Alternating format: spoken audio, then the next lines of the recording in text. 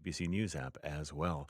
Well, Health Canada is responding to new messaging in the United States on the use of Tylenol. This week, U.S. President Donald Trump linked the use of acetaminophen during pregnancy with an increased risk of autism. Health Canada says, though, there is no conclusive evidence to support that claim. It says acetaminophen is safe and effective for relieving pain and reducing fever when used as recommended, including during pregnancy and while breastfeeding. Well, for more on this, we're joined now by our regular house doctor, Dr. Peter Lynn. And he says one positive from all of this is it's got people talking and learning more about autism. Good morning to you, Dr. Lynn. Good morning, Stephen. Well, let's talk about that because we know that autism is a spectrum, but where does the word come from, first off? It actually comes from the Greek word auto, okay, which means self, right? So automatic, autopilot. So back in 1908, Dr. Bueller, a psychiatrist, used the word autism to actually describe patients with schizophrenia who were withdrawn into themselves. Now, years later in 1943, Dr. Kanner described a group of 11 children who did not have schizophrenia, but they were withdrawn in themselves. They were not socializing, and some of them couldn't even talk. And so the word autism was used to describe these kids, and that's where the name comes from. Around the same time, Dr. Asperger saw children who were withdrawn as well, but they were higher functioning, and this became known as Asperger's syndrome. Now, over time, experts realized that there was a range of children and a range of symptoms, so it became known as the autism spectrum disorder, or ASD, which means there are different severities, different symptoms, and perhaps even different causes of the kids along the spectrum. Now, if you go to the CDC website, it'll say that for an 8-year-old child in the year 2000, the chance of them having a diagnosis like this is about 1 in 500. Now, if you fast forward to 2022, the chance of it is 1 in 31 of having this diagnosis. So then people started wondering, could our kids be exposed to something that's driving up this rate? And that's been the big question that everybody's grappling with. Okay. And so then what, if anything, is the connection to Tylenol? Yeah, so researchers started to look at, for pregnant women, what are they exposed to, right? Because during the pregnancy, the baby's brain is being developed. Now, most women are very careful during pregnancy. They stay away from medication unless it's absolutely necessary. But some of them may take Tylenol. So Tylenol became the most common pill that a pregnant woman might take. So Tylenol became the focus of research, not because it's bad, but because that was the one thing that a pregnant woman might be taking. Now, I can't do a study where I say, here, take Tylenol, and I just want to see if your kids develop autism. Right? We can't do studies like that. And so instead, they looked at big databases of women, babies, and the diagnosis of autism to try and link it up. Now, to get the Tylenol information, many studies just sent out questionnaires and surveys, right, that people filled out. This is not very accurate information, but it was the only way that they can get some inkling if people were taking it or not. And this might explain why some studies showed that there was an increased risk with Tylenol, while others showed that there was no increased risk.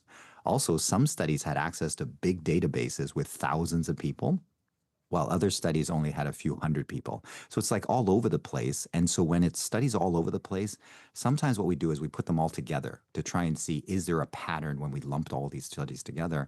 And in August of this year, Harvard published their 46 studies that were lumped together, so over 100,000 people. And they showed that for neurodevelopment disorders, which is an umbrella term that covers autism, ADHD, and many other conditions, they said that they did see a small association with acetaminophen use. So they said out of the 46 studies, 27 studies showed a connection, 9 studies showed no connection, and 4 studies showed a negative connection, meaning it was actually protective.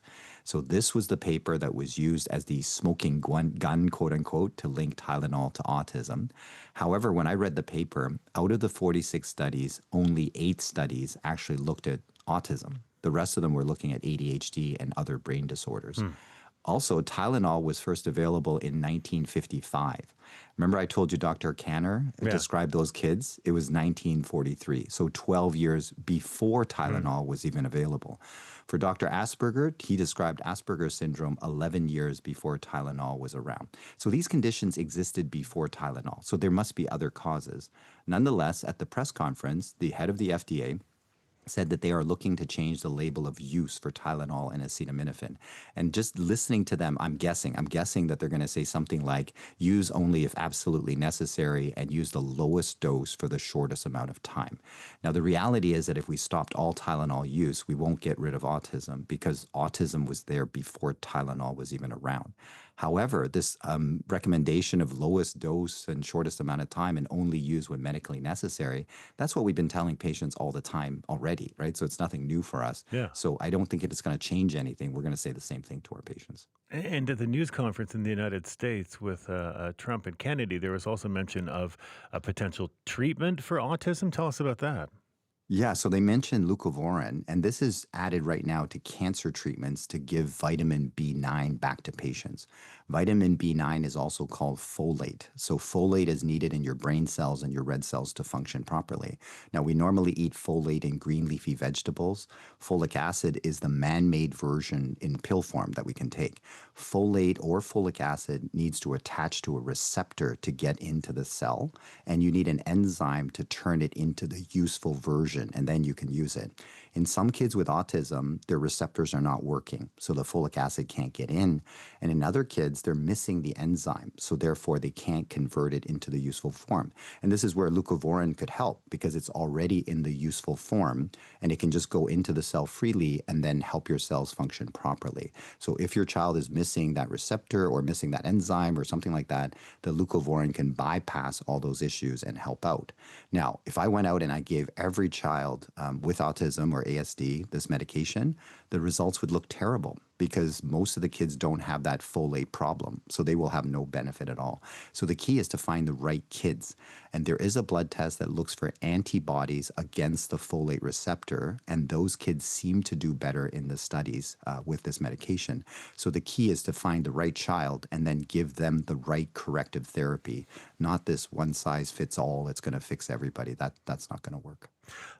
Are we not also seeing? I mean, there is a trend toward an increase in autism, but is it an increase in actual cases of autism, or is it an increase in diagnosing autism because of the spectrum?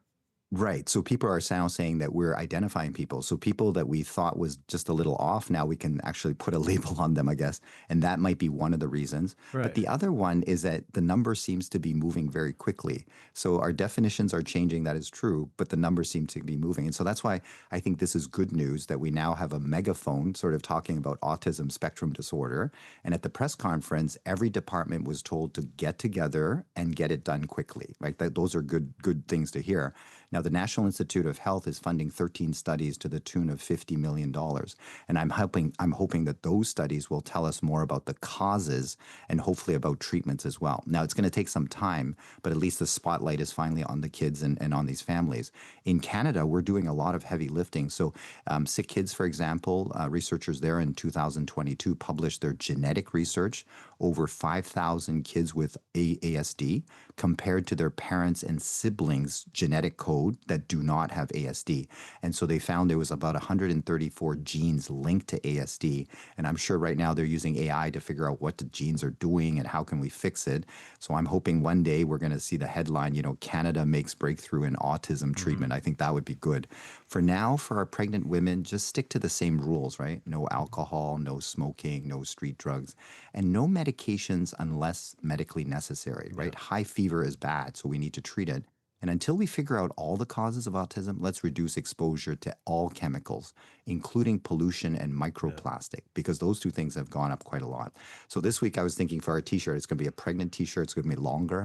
It's going to have a big arrow pointing to the belly, and it's going to say building the best HI, so human intelligence, right? So HI, AI, whatever we need, let's go and solve this so that we can help these kids and help these families as well. All right. Dr. Lynn, thank you so much. Thanks, Stephen. That is Dr. Peter Lynn, our regular house doctor. He's a family physician and CBC's medical columnist.